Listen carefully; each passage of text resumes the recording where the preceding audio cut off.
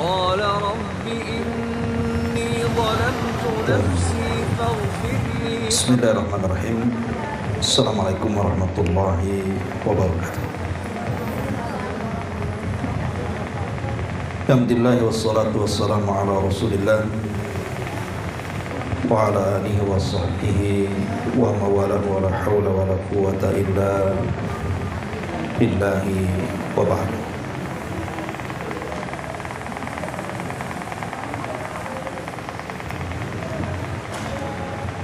Kita lanjutkan kajian kita, masih membahas tafsir singkat dari surah Al-Baqarah, dan kita masuk pada ayat ke-174.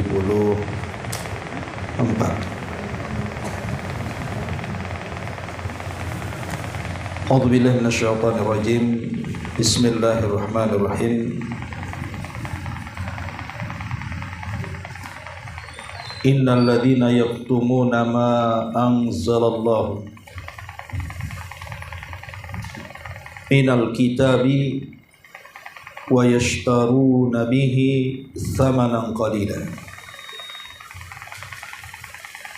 ulaika ma ya'kuluna fi butunihim illa an-nar wa la yukallimuhumullahu yawmal qiyamati wa la yuzakkihim wa lahum adzabun alim.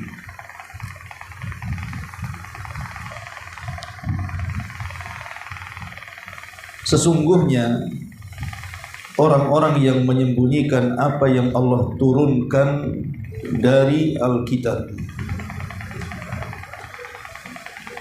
dan mereka memperjualbelikan dengan harga yang sangat murah, mereka itulah yang akan memakan dalam perut-perut mereka api neraka. Allah tidak akan mengajak bicara kepada mereka pada hari kiamat. Allah tidak akan membersihkan atau mensucikan mereka pada hari kiamat, dan bagi mereka azab yang sangat pedih sekali.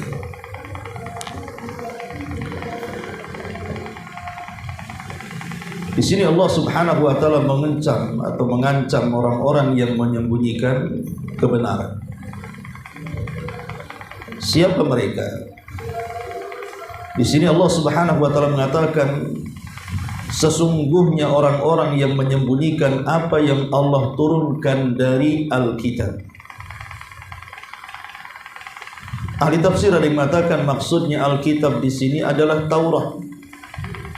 Berarti kalau makna Alkitab Taurat, kita sedang bicara tentang orang-orang Yahudi.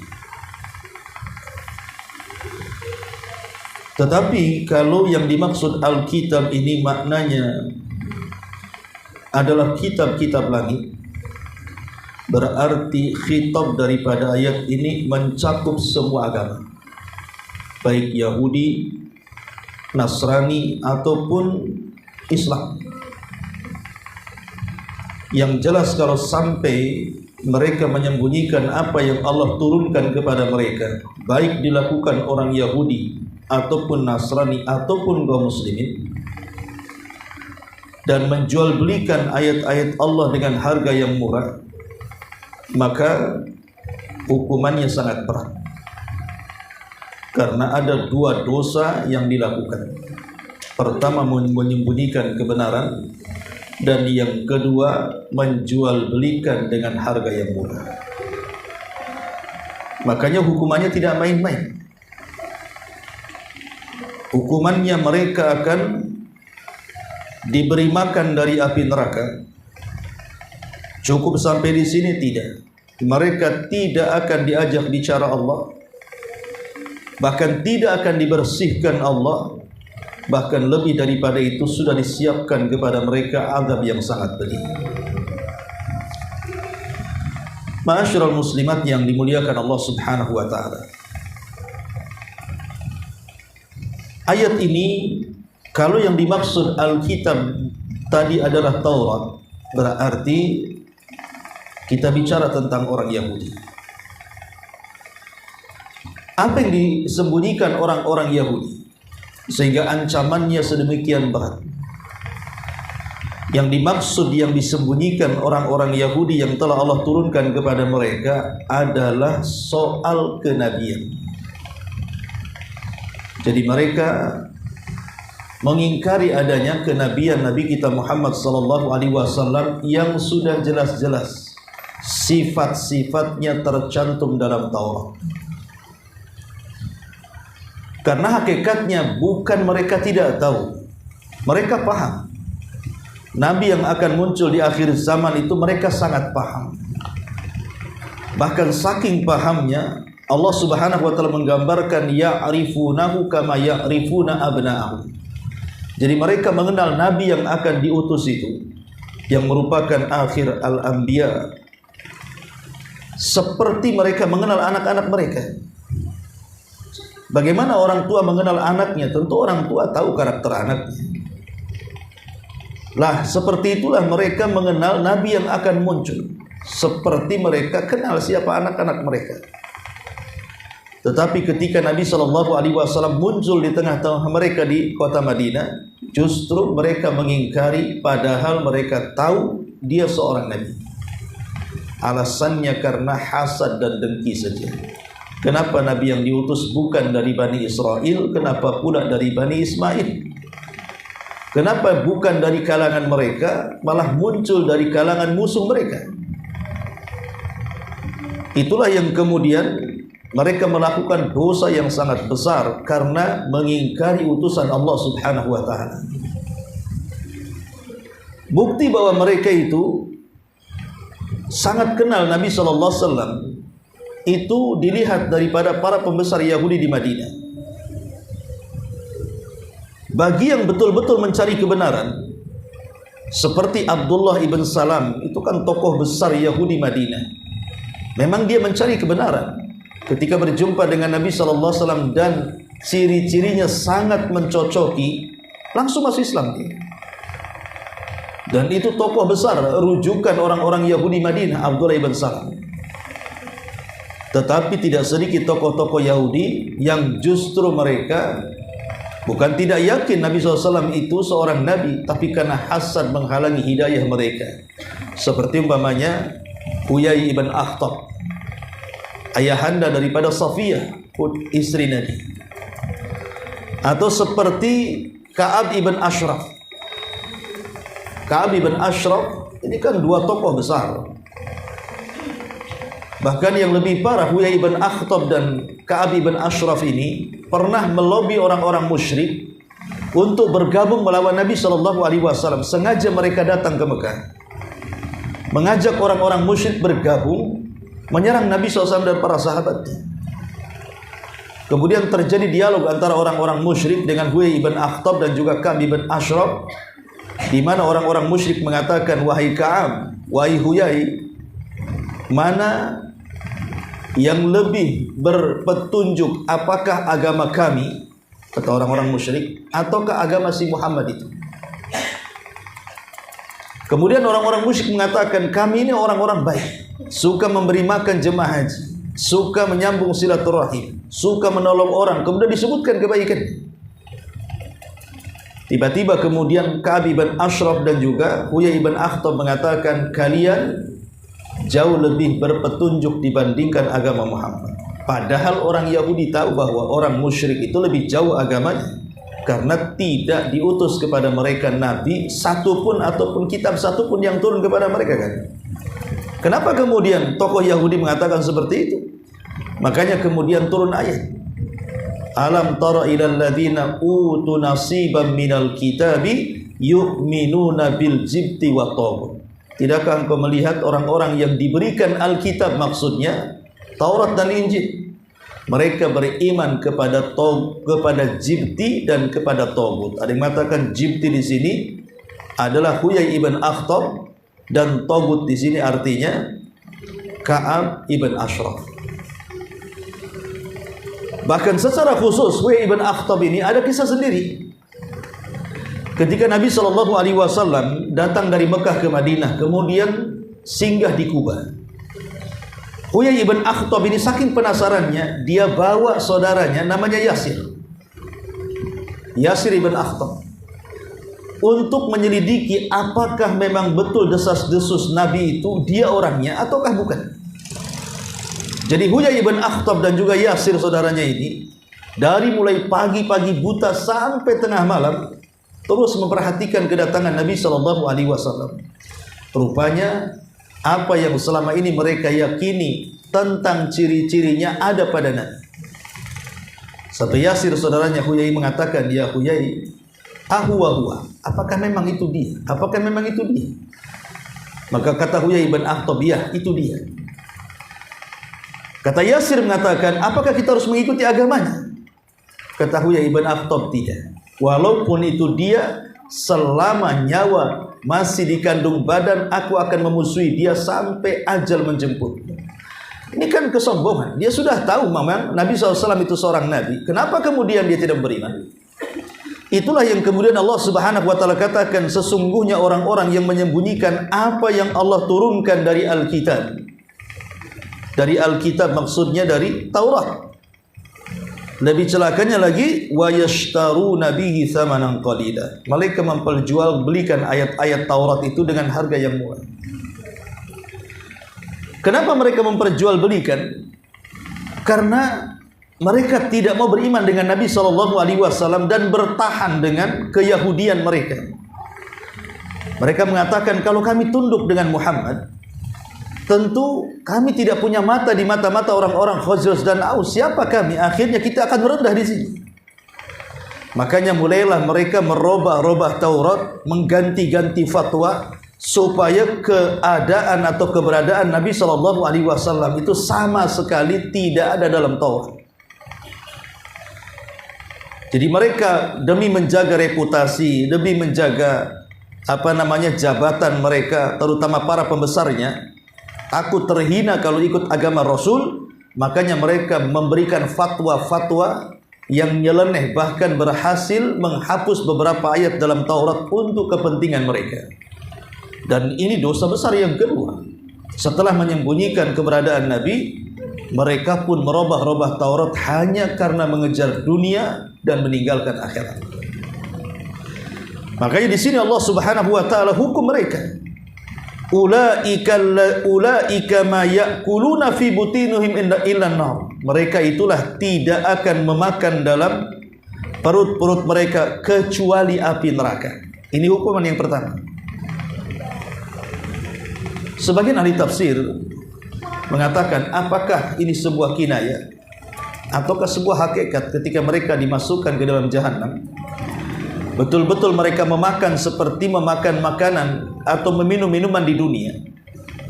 Ataukah ini hanya sekedar bentuk mubalaghah saja, hiperbola dalam bahasa, hanya berlebih-lebihan saja?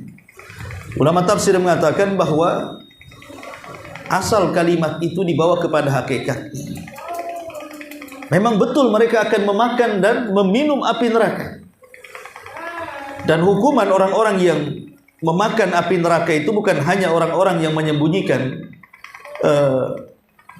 kebenaran ataupun menjual ayat-ayat Allah dengan harga yang murah. Ada beberapa dosa yang lain. Contohnya umpamanya orang-orang yang memakan harta anak yatim. Allah Subhanahu wa Ta'ala mengatakan, wala ta'kulu amwalal yatama zulman innama ya'kuluna fi butinihim nara. Jangan kalian memakan harta anak yatim secara zalim, kan hakikatnya dia sedang memakan bara api neraka di perut mereka. Jadi ketika Allah mengatakan innama ya'kulun fi butunihim nara, hanya saja mereka sedang memakan dalam perut-perut mereka itu neraka, api neraka, itu dibawa ke hakikatnya, ya mereka memakan api neraka, meminum api neraka, na'udzubillah. Kemudian Allah Subhanahu wa Ta'ala mengatakan, wala yukallimuhumullahu. Hukuman yang kedua, mereka tidak akan diajak bicara. Mereka tidak akan diajak bicara. Apakah yang dimaksud tidak diajak bicara itu secara mutlak? Sama sekali Allah Subhanahu wa Ta'ala tidak berbicara dengan mereka. Ataukah yang dimaksud tidak diajak bicara itu maksudnya pembicaraan rahmat? Adapun pembicaraan azab, kemarahan dan kemurkaan itu bisa saja Allah bicara dengan mereka. Tapi kalau yang dimaksud Allah bicara dengan kelembutan, dengan rahmatnya, ini tidak mungkin terjadi kepada mereka orang-orang kafir. Dan ini yang banyak dikuatkan para ulama, artinya Allah tidak akan mengajak bicara mereka, maksudnya pembicaraan rahmat, bukan pembicaraan azab. Jadi Allah tidak akan mengajak bicara hanya sebatas rahmat, karena itu diberikan kepada orang yang beriman. Tapi Allah pun juga bicara dengan orang kafir, tapi dengan kemurkaan. Bukan sama sekali tidak bicara gitu. Maksudnya tidak diajak bicara dalam bentuk rahmat, kasihan. Justru Allah akan mencabut perasaan kasihannya kepada orang-orang kafir pada hari kiamat dan akan bicara dengan kemurkaan. Ma'asyiral muslimat yang dimuliakan Allah Subhanahu wa taala, tentu orang-orang yang tidak akan diajak bicara yaumal qiyamah pada hari kiamat itu bukan hanya sekedar orang-orang yang menyembunyikan kebenaran saja dan menjual ayat-ayat Allah dengan harga yang murah. Ada juga kelompok yang lain, seperti seseorang yang kemudian mereka melakukan isbal bagi laki-laki yang melakukan isbal, artinya melembrehkan kain celananya di bawah mata kaki, khusus bagi laki-laki. Kalau perempuan justru harus dilembrehkan di bawah mata kaki, bahkan kalau masih nampak kakinya disuruh ditambah 1 hasta. Tapi kalau laki-laki tidak boleh, harus diangkat di atas mata kaki. Dan itu berdasarkan sabda Nabi SAW, bahwa orang-orang yang mereka tidak akan diajak bicara salah satunya adalah al-musbil izarahu, orang yang musbil kainnya, yang melembrehkan di bawah mata kaki. Kemudian juga orang-orang yang tidak akan diajak bicara adalah al-mannan. Al-mannan itu orang yang suka mengungkit-ungkit pemberian. Jadi ibu bersedekah kepada orang miskin, kepada kerabat, kepada kawan. Tapi kemudian kalau ada masalah diungkit-ungkit tuh pemberiannya itu. Alah, kamu itu kalau nggak saya tolong, kamu itu sudah jadi gelandangan. Kalau seandainya aku tidak berikan modal, aku tidak tolong, nggak mungkin kamu sukses ini. Dan begitu seterusnya. Padahal Allah Subhanahu wa taala mengatakan qaulun ma'rufun khairun min shadaqatin yatba'uha adza. Ucapan yang santun itu jauh lebih baik dibandingkan bersedekah yang diikuti menyakiti orang yang disedekahinya. Dan ini berdasarkan sabda Nabi SAW, salasatun la yukallimuhumullahu yaumal qiyamah. Jadi ada 3 kelompok yang tidak akan diajak bicara, tidak akan dilihat, tidak akan dibersihkan, bagi mereka azab yang pedih. Kemudian Nabi SAW menyebutkan salah satunya al-mannan, orang yang suka mengungkit-ungkit pemberian. Kemudian juga di antara orang-orang yang tidak akan diajak bicara oleh Allah Subhanahu wa taala adalah orang-orang yang al-munafiq sil'atahu bihalifil kadhib. Orang yang sengaja melaris-lariskan dagangannya. Dia seorang pedagang, tetapi selalu menguatkan dengan sumpah palsunya.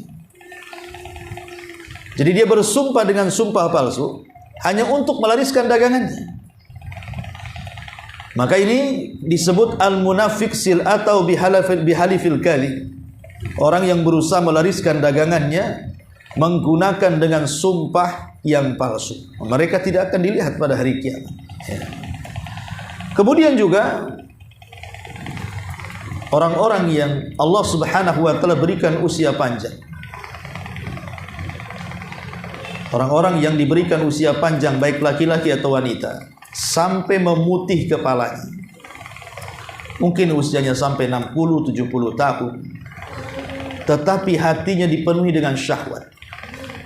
Akhirnya dia pun terjerumus pada perzinahan yang dihinakan Allah dalam Quran. Jadi orang-orang tua yang usianya sudah 60-70 tahun tapi gayanya seperti anak muda, mengikuti syahwatnya, masih suka berzina. Makanya sering saya katakan bahwa berzina ini mau dilakukan siapa saja tetap dosa besar. Mau yang melakukan anak muda dosa besar, mau yang melakukan orang tua juga dosa besar. Tetapi ulama mengatakan bahwa kenapa dosa zina yang dilakukan orang yang sudah beruban, yang sudah tua renta, itu lebih besar dosanya sampai Allah tidak akan bicara dengan mereka pada hari kiamat. Pertama, karena biasanya orang yang sudah tua, apalagi 60 tahun ke atas, mereka sudah punya yang halal. Artinya sudah pernah menikah, sudah pernah punya yang halal, baik masih hidup atau sudah meninggal. Yang kedua, orang yang sudah tua ini tidak ada dorongan untuk berzina sebenarnya, kecuali hawa nafsunya saja. Karena biasanya orang yang sudah tua itu sudah mengalami kelemahan, bukan hanya pandangannya lemah, kemudian pendengarannya lemah, kemudian tenaganya lemah, termasuk juga urusan seksual juga sudah lemah. Harusnya orang-orang yang sudah tua itu, kata Imam Ibnu Hazm, memperbanyak tinggal di masjid dan berzikir, bukan untuk melampiaskan hawa nafsunya. Kemudian yang ketiga, kalau masih ada orang tua kok tidak bertobat, masih juga pezina, memang dia memiliki karakter yang buruk dalam kehidupannya. Memang dia seorang pezina dari muda, sehingga karakter itu tidak bisa dihilangkan. Makanya dari sini orang tua yang berzina itu lebih besar dosanya dibandingkan anak-anak muda yang berzina. Salah satu hukumannya Allah tidak akan bicara dengan mereka.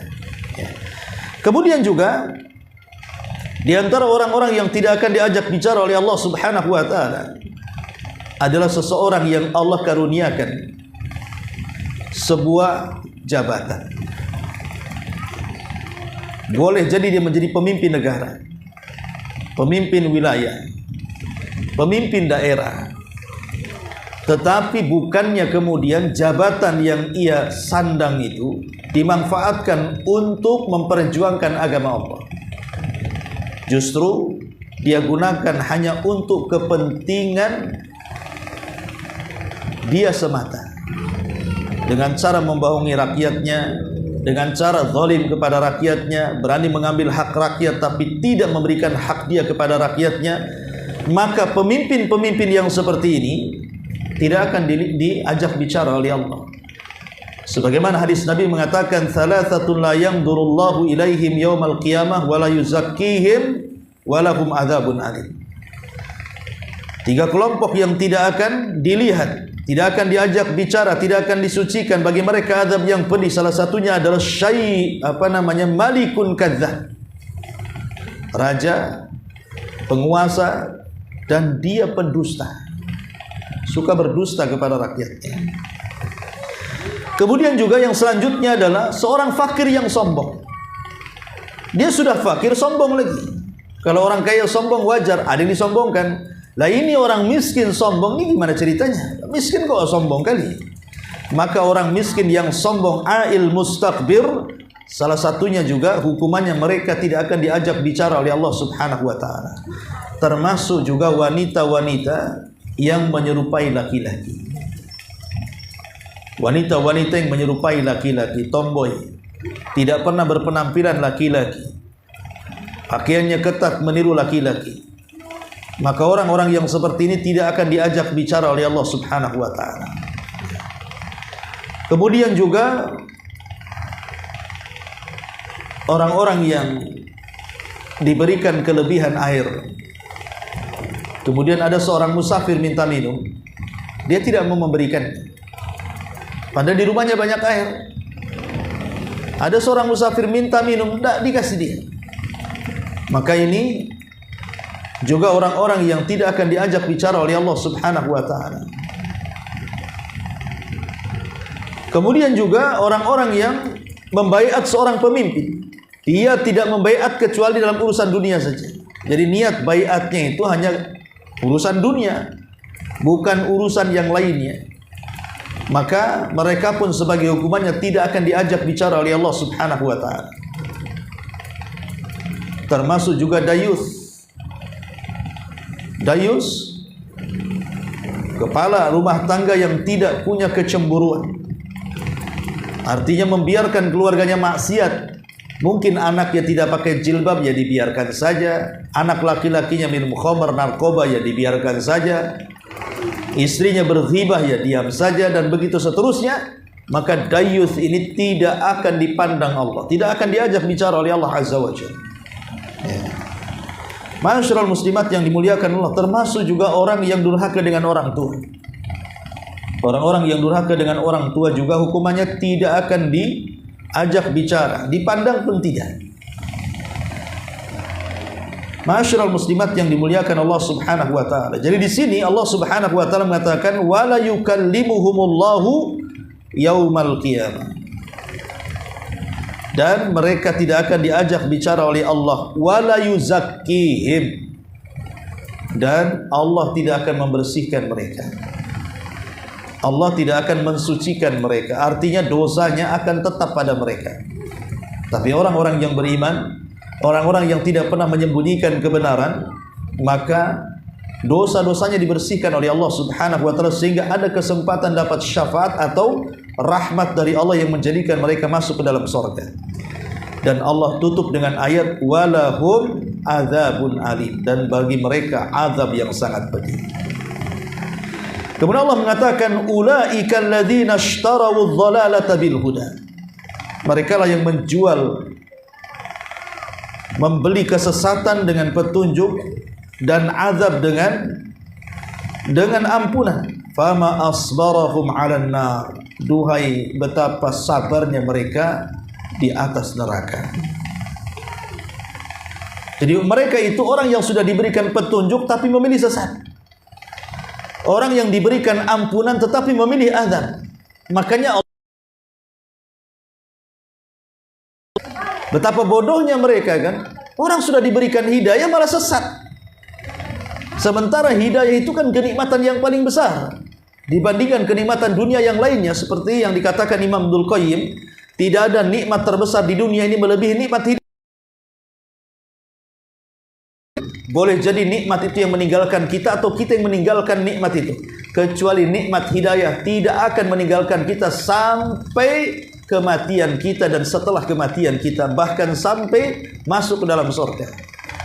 Makanya mereka adalah orang-orang yang rugi. Kenapa bisa kemudian hidayah ditukar dengan kesesatan, ampunan ditukar dengan azab dari Allah Subhanahu wa taala? Kemudian Allah mengatakan dzalika bi annallaha nazzalal kitaba bil haqq. Yang demikian itu karena Allah telah menurunkan Alkitab dengan kebenaran. Wa innal ladzina ikhtalafu fil kitab la fi shiqaqin ba'id. Dan orang-orang yang mereka berselisih dalam Alkitab sungguh dalam perpecahan yang sangat jauh sekali. Dan ini Allah Subhanahu wa taala hendak mensifatkan bagaimana sifat orang-orang Yahudi itu yang suka berpecah belah. Rasul mengatakan orang-orang Yahudi akan terpecah menjadi 71 kelompok. Dan mereka yang disebutkan pertama, dan mereka lah yang memecah belah Nasrani dan memecah belah kaum muslimin. Jadi akar perpecahan itu ada di Yahudi. Yang memecah belah orang Nasrani ya Yahudi, yang memecah belah kaum muslimin juga Yahudi.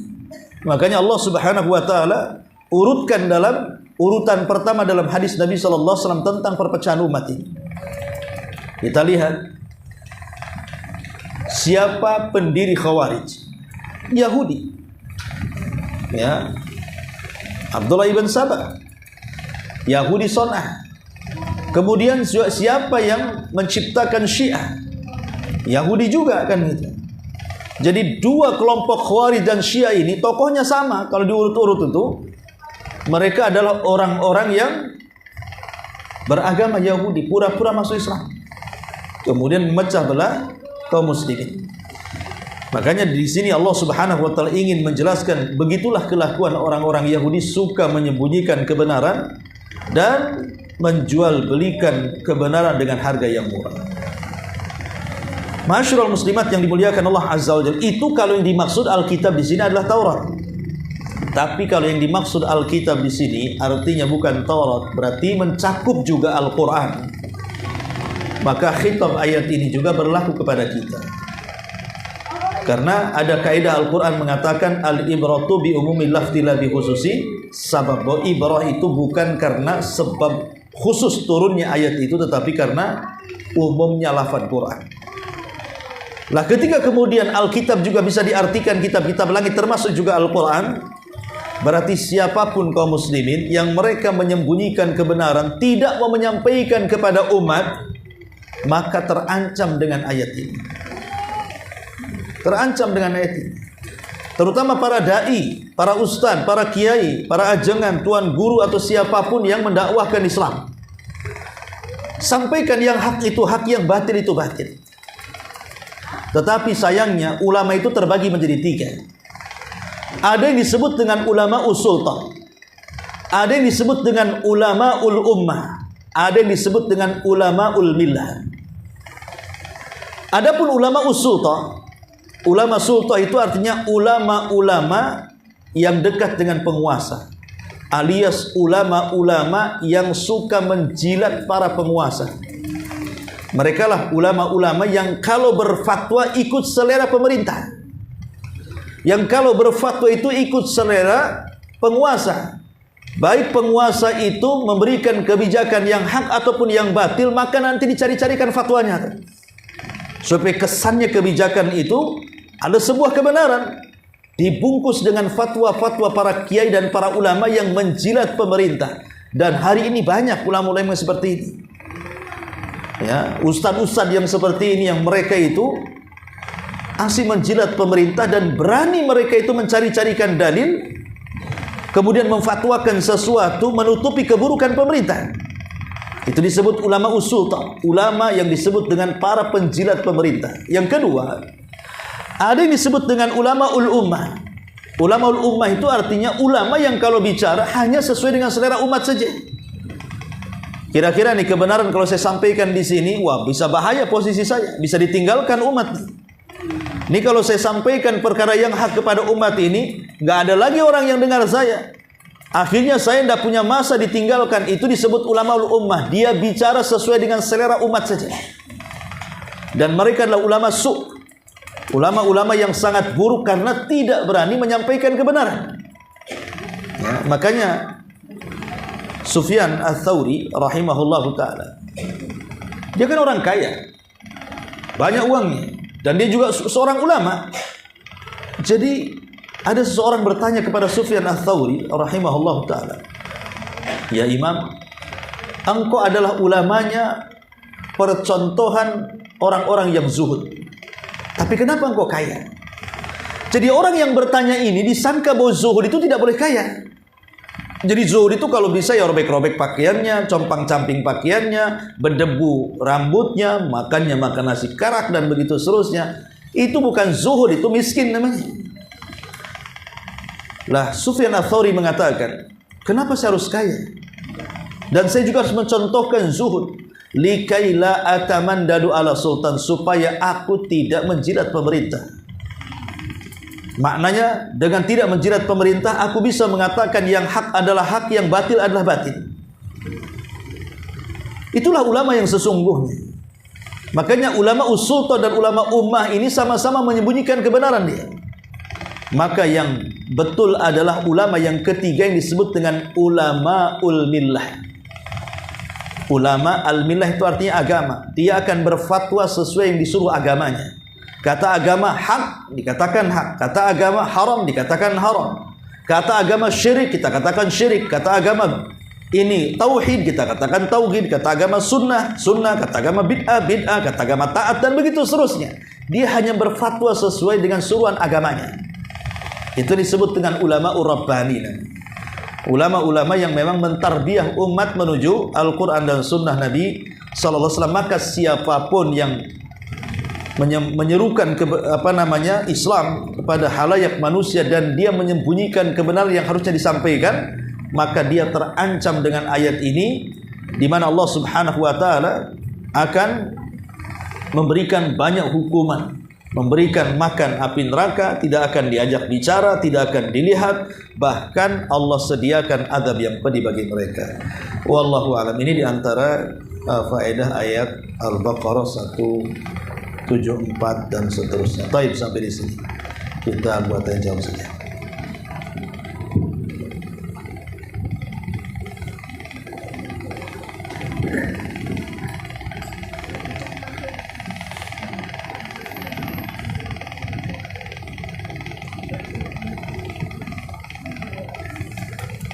Assalamualaikum warahmatullahi wabarakatuh. Ya, waalaikumsalam. Nah, pada ayat yang 174 tadi, di mana orang yang diturunkan Alkitab, tapi dia tidak mau menyampaikan kebenaran atau menyembunyikan kebenaran dan dihukum dengan ayat yang lain, yaitu menjual agamanya. Maka apakah termasuk orang yang ketika dia menikah dengan non-muslim, tapi dia menanggalkan keislamannya, kemudian murtad demi mencari kekayaan dari pasangan yang ingin dia nikahi, apakah ini masuk ke dalam kategori orang yang menjual agamanya? Iya. Alhamdulillah wassalatu wassalamu ala rasulillah. Maka contoh yang tadi diungkapkan itu masuk pada dua-duanya. Dia menyembunyikan kebenaran bahwa Islam itu agama satu-satunya yang benar, dia tidak mengakui. Malah agama lain pula diakui. Yang kemudian setelah itu dia jual agamanya dengan harga yang murah. Dia tidak tahu kalau seandainya dunia ini dikumpulkan, satu dunia loh dikumpulkan. Jadi kita ini anggap saja ibu ini penguasa dunia. Tanah punya ibu, gedung punya ibu, kendaraan punya ibu. Dari ujung timur, barat, selatan, utara. Itu tidak sebanding dengan neraka. Tidak sebanding dengan neraka. Makanya ada hadis yang mengatakan bahwa ada orang yang dihadapkan kepada Allah, dicelupkan di neraka satu kali. Orang ini orang paling bahagia di dunia. Tapi Allah takdirkan termasuk penduduk neraka. Dimasukkan sekali ke neraka, dicelupkan, kemudian ditanya, masih tersisa memori kenikmatanmu di dunia? Dia mengatakan tidak. Hilang satu celupan di dunia, menghilangkan memori kenikmatan yang pernah dijalani di dunia. Padahal sering saya katakan, sesusah-susahnya orang di dunia itu, sebelangsak-belangsaknya orang di dunia, kalau pernah kaya, dia masih teringat dulu kaya. Masih teringat lah kan gitu. Anggap saja ada orang kaya 20 tahun, habis itu terjun payung jadi miskin 60 tahun. Dia masih ingat dulu waktu kaya kan, masih terpikir, memorinya masih ada mesti. Tapi orang dicelupkan ke neraka itu menghilangkan memori semua. Ketika ditanya, apakah hal marra bika min na'imin qad? Masih teringat memori kenikmatan di dunia? Dia mengatakan, la ya Rabb, tidak sama sekali. Hilang semuanya. Ya. Jadi seolah-olah dia hanya hidup di dunia itu sehari atau setengah hari saja. Padahal dunia, ketika di dunia di genggaman dia. Tapi ketika meninggal dunia, masuk neraka, Allah hilangkan semua ingatannya. Jadi buat apa mengejar dunia kemudian menutupi kebenaran Islam, menjual pula Islam dengan harga yang murah dengan kemurtatan hanya gara-gara dunia saja. Dunia lo nggak ada apa-apanya, pasti akan hilang, pasti juga akan meninggalkan dunia atau dunia meninggalkan kita. Jadi apa gunanya kemudian harus murtad menjual ayat-ayat Allah dengan harga yang murah tadi?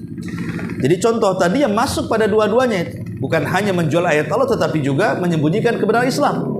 Bahwa Islam agama satu-satunya yang hak, dia berani pindah ke lain agama. Lebih parah lagi, dijual dengan harga yang murah hanya karena mengejar dunia tadi. Ya. Maka sangat rugi orang-orang yang keluar dari Islam ini. Wallahu a'lam. Iya. Kalau tadi kan mereka bertanya Muslim menikah dengan non-Muslim.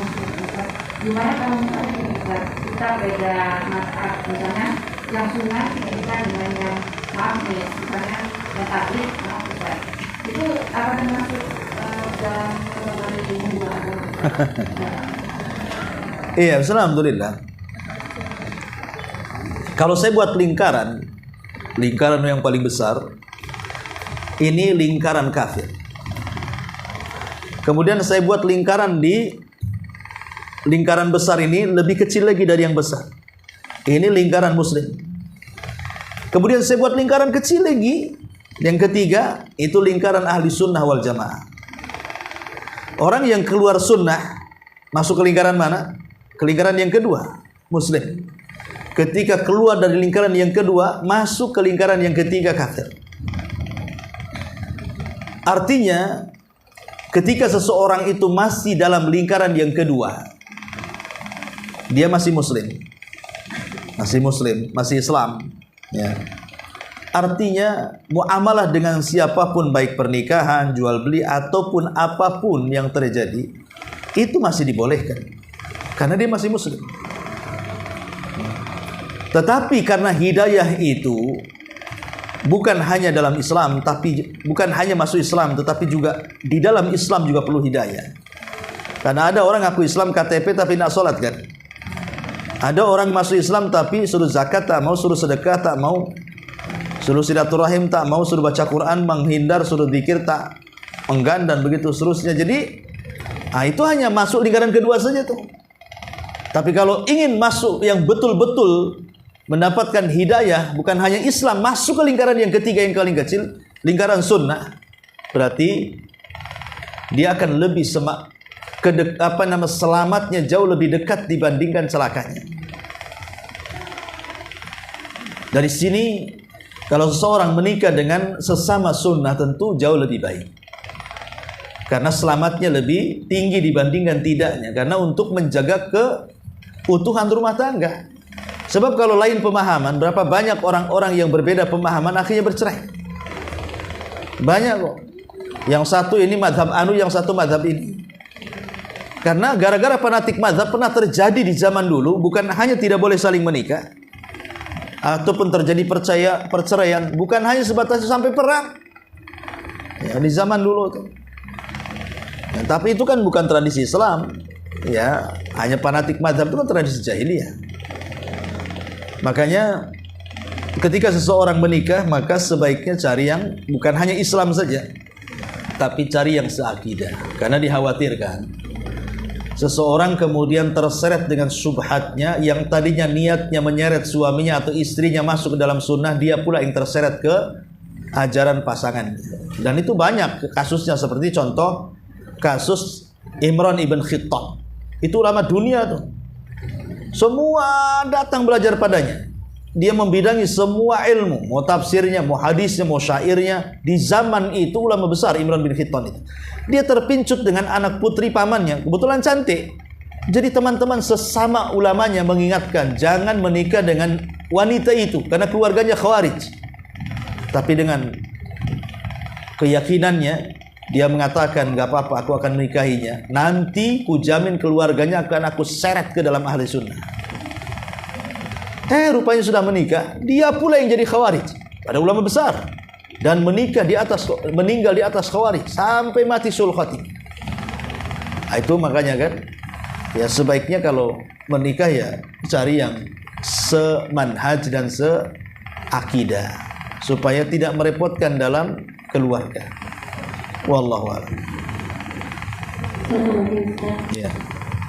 Di sebuah pemerintahan, misalnya pemerintah ada sebuah lembaga dakwah atau lembaga perkumpulan para dai atau seperti itu kalau di Indonesia, di mana mereka ini bekerja untuk pemerintah dan dalam mengeluarkan fatwa untuk pemerintah.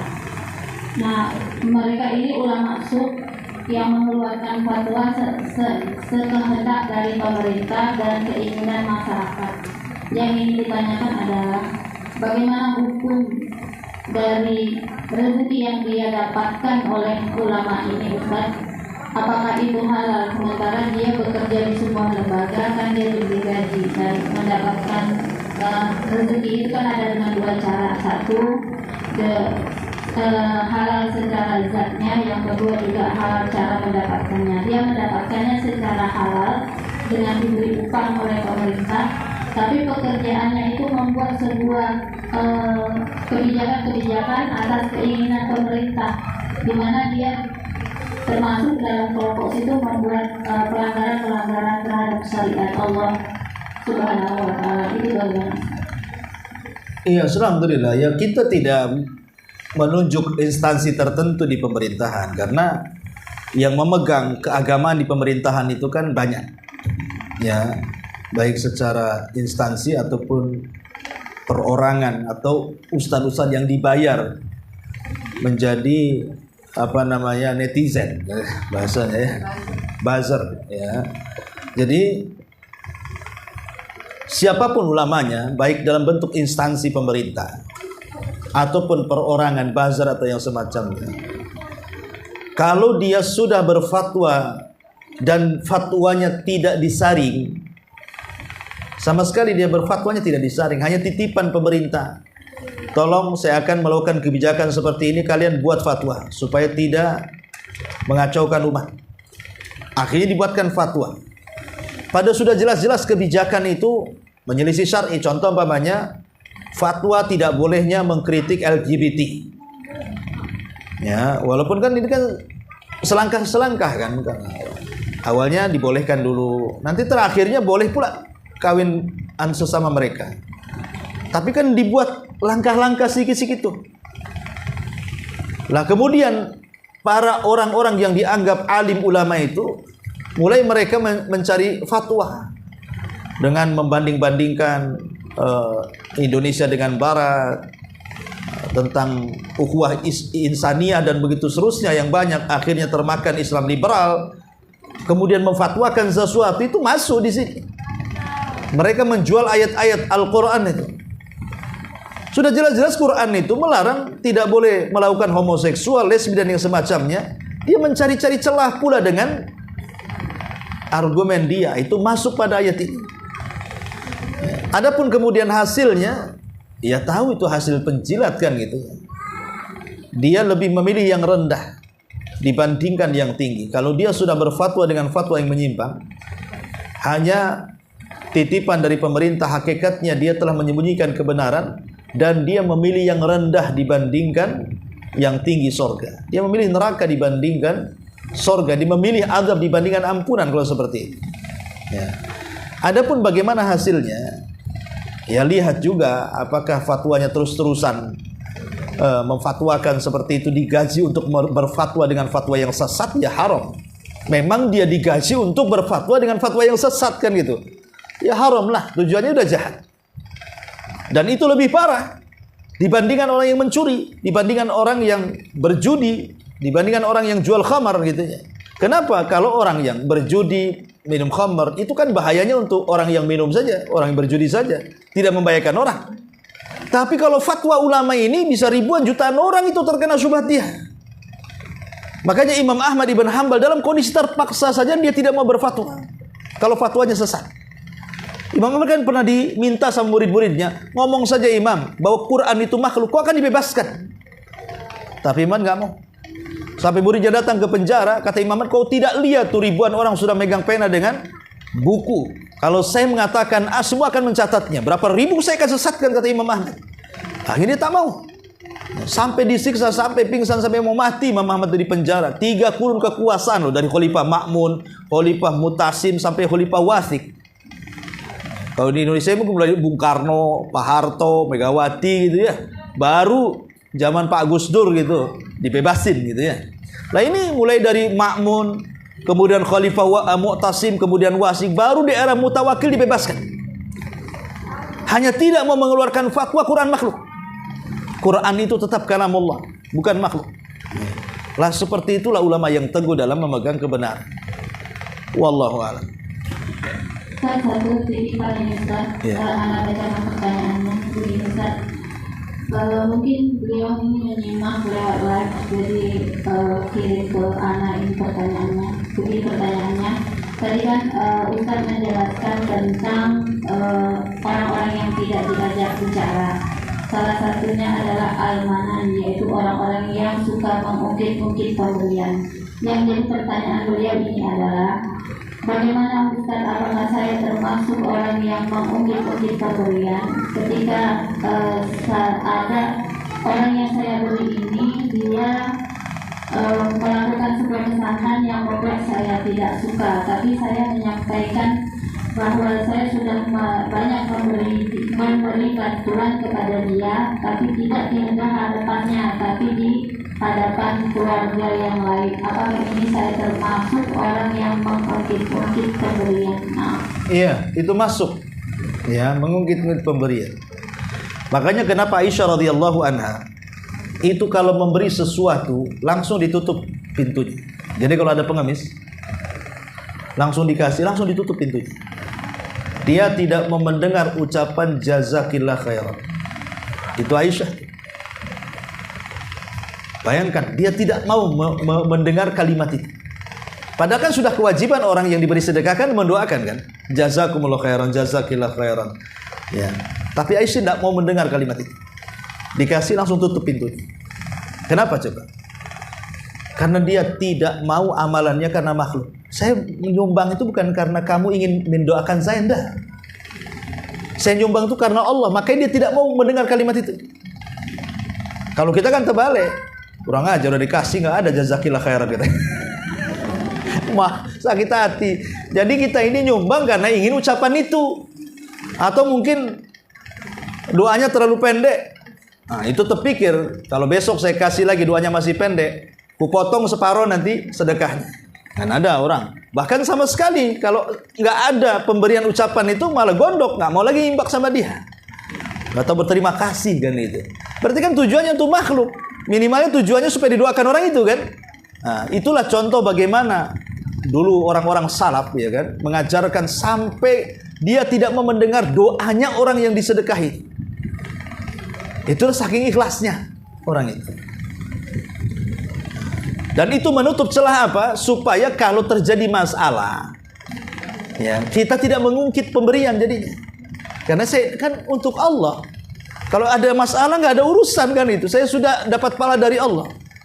Nah itulah makanya kenapa Islam itu melarang untuk riya, untuk sum'ah dan begitu seterusnya. Sebab kalau terjadi masalah pasti jadi manan. Pasti dia akan mengungkit. Jadi ya itu termasuk al-manan. Ya, tetapi ada juga yang mengatakan kalau untuk sebuah ibrah maka tidak mengapa. Tahadus bin ni'mah umpamanya. Contoh umpamanya Utsman ibn Affan. Ketika hendak dibunuh. Dia menyebutkan kebaikannya. Kata Utsman, "Kenapa kalian bunuh saya? Pernahkah kalian mendengar ketika Rasul bersabda siapa yang membeli sumur rumah maka dapat surga? Saya tanya kepada kalian, siapa yang membelinya?" Kata Utsman, "Aku." Kemudian Rasul mengatakan siapa yang menyiapkan tentara dalam kesulitan dalam perang Tabuk maka dia dapat surga. Kata Utsman, tahu nggak kalian siapa yang paling banyak menyumbang pada tentara itu? Saya. Ya, Utsman menyebutkan saya kan seolah-olah kan dia ria kan? Ya seolah saya tidak. Utsman tidak sedang ria. Utsman ingin menjelaskan kepada orang-orang yang hendak membunuhnya itu tentang kedudukan dia di mata Nabi. Jangan macam-macam. Ya. Nah, itu kan namanya tahadus bin ni'mah namanya ya. Tahadus bin ni'mah itu maksudnya membicarakan nikmat Allah bukan dalam tujuan ria. Bukan pula dalam tujuan mengungkit-ungkit, tidak. Tetapi walaupun hal ini sebaiknya ya tidak diucapkan. Cukuplah Allah Subhanahu wa taala yang tahu. Wallahu a'lam. Ya, saya kira cukup. Ini ada 3 buku. Bagus sekali bukunya tentang min wasayas salafilis sabab.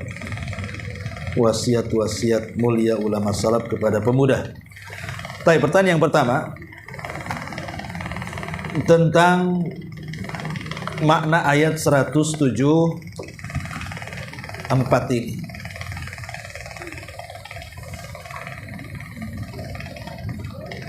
Apa makna daripada kalimat Alkitab dalam ayat 107:4 ini? Ada 2 makna. Terserah. Ya. Menyembunyikan kebenaran, menjual dengan harga murah. Saya tanya mana Alkitab di situ. Iya, silakan. Kalau kita itu kalau bukan Ahsan. kalau semua kita tahu bisa dilakukan. Ahsan, masya Allah. Iya, dapatlah tentu. Dalam ayat ini ada 2 dosa paling besar yang dilakukan orang Yahudi. Apa itu? Terserah siapa. ada dosa besar dalam kandungan ayat ini, yaitu menyembunyikan kebenaran Iya. dan memperjualbelikan agama dengan harga yang sedikit. Masya Allah, ahsanti. Nah. Dalam ayat yang sama juga Allah Subhanahu wa taala menghukum dengan beberapa hukuman bagi orang yang menyembunyikan kebenaran dan memperjualbelikan ayat dengan harga yang murah. Sebutkan hukuman dalam ayat ini.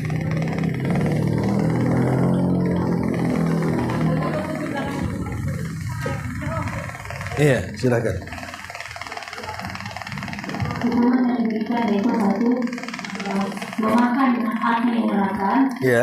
Dua, tidak akan diajak bicara oleh Allah SWT. Kurang. Masa cuma 2 di situ? Ada 4 di situ. Di situ ada 4 hukuman. Sebutkan.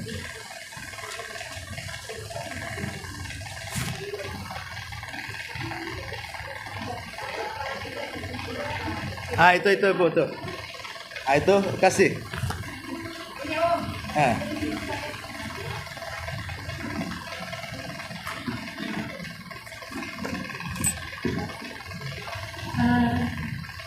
Iya, silakan. Memakan api neraka. Iya. Allah tidak akan berbicara kepadanya. 2. Dan Allah tidak akan mencucikannya. 3. Dan bagi mereka sekali 4. Ahsan. Sudah ada. Baik, sampai di sini subhanallah bihamdika asyhadu an la ilaha illa anta. قال رب إني ظلمت نفسي فاغفر